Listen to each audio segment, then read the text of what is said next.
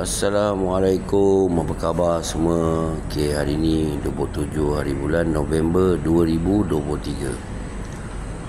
Kita pun tahu kan yang Hamas ada melepaskan tawanan mereka beberapa orang. Tapi kalau kita lihat tawanan tu, tawanan Thailand 2-3 orang dan selebihnya rakyat Israel.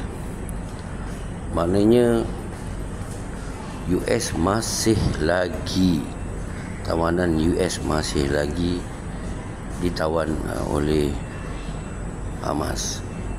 Dan US celaru apa yang harus dilakukan pada Palestin dengan serangan Hamas pada 7 hari bulan terhadap Israel, dan Israel balas dendam. Dan dengan Israel bunuh banyak orang awam, dan US kata kita setuju dengan dua negara, Israel Palestin. Tapi US sampaikan ini dengan cara tidak ikhlas. Joseph Borrell ditanya tentang apa yang Israel lakukan, adakah ini war crime, dan dia kata dia bukan berguam. Dan bila ditanya tentang apa yang Hamas lakukan, dia kata ya, Hamas adalah teroris. Dan teman-teman jangan percaya dalam dunia ini kalau kata negara NATO dan EU semuanya sama sahaja. Dan baru-baru ini Turki, China, Saudi berjumpa di China.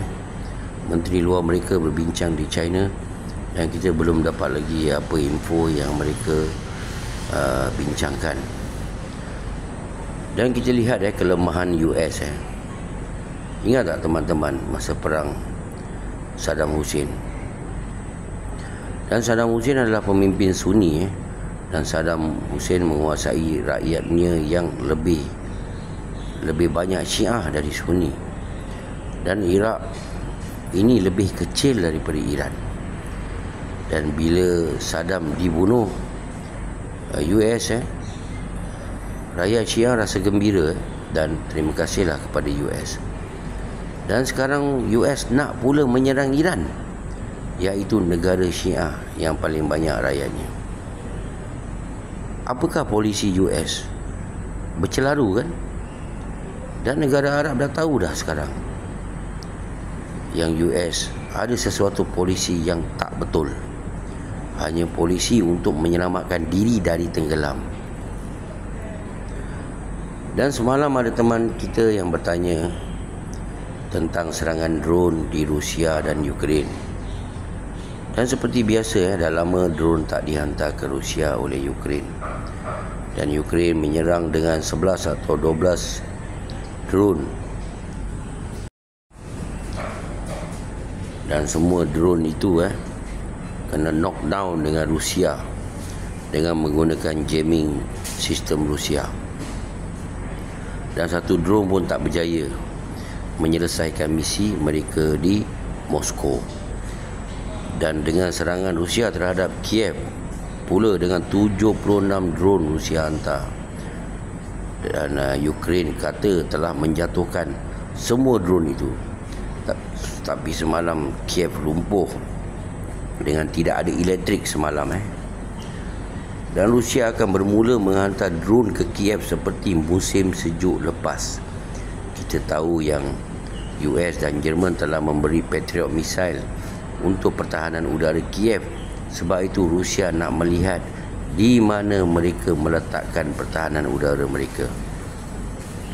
Sebab tu Rusia akan menghantar banyak drone hari-hari. Di barisan hadapan pula, Rusia telah berjaya menawan kawasan yang paling kuat di Avdiivka.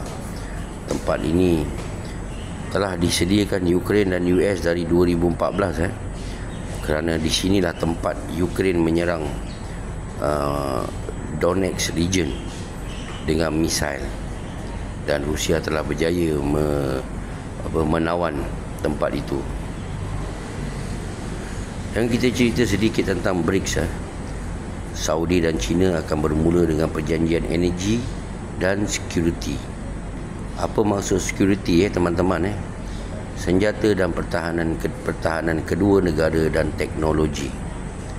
Dan third element adalah mata wang kedua negara boleh digunakan di dua negara ini. Dan ia China dah mula dengan Saudi dah mula keluar daripada US dollar. Dan walau China membeli crude oil dari Saudi dengan sebanyak 65 bilion dolar minyak setahun, tahun lepas, ini adalah 80% saja minyak Saudi China beli. Tapi Rusia masih pilihan China membeli crude oil dan gas dari Rusia paling banyak. Dan China ada 40 negara yang berniaga dengannya menggunakan yuan. 2 bulan lepas First Bank of China membuka branch mereka yang pertama di Saudi. Dan kita tahu Saudi akan join BRICS dan hubungan kedua negara semakin berada di tempat yang terbaik. Kepada yang ingat China adalah pemusnah, ingatlah, kalau nak belajar, belajarlah sampai ke China. Dan ada kebenaran kata-katanya. Sebagai umat Islam, anda pasti pernah dengar ayat ini.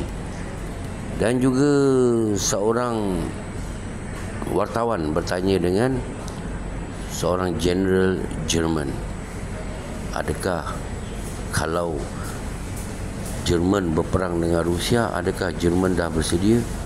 Dan dia berkata belum. Jerman belum lagi bersedia untuk berperang dengan Rusia. Dan sekarang ada ura-ura yang mengatakan yang EU, Jerman, NATO semua nak freezekan perang di Ukraine ini kerana nak menyediakan diri lagi 4 tahun untuk berperang balik dengan Rusia. Saya tak rasa perang di Ukraine ni akan freeze kerana Rusia tidak akan berhenti sehingga Ukraine habis. Kalau macam inilah cara-cara mereka berkata, kenapa lagi 4 tahun? Kerana lagi 4 tahun, pilihan raya lagi sekali, mereka neokon akan rasa yang mereka akan menang lagi. Mungkin lepas Biden akan ada lagi wakil lagi satu yang akan buat macam mana dekat Ukraine sekarang. Sebab tu mereka kata lagi 4 tahun EU, NATO semua harus bersedia untuk berperang balik dengan Rusia. Assalamualaikum. Jangan lupa belanja Abang Give, okay? Hurrah everybody.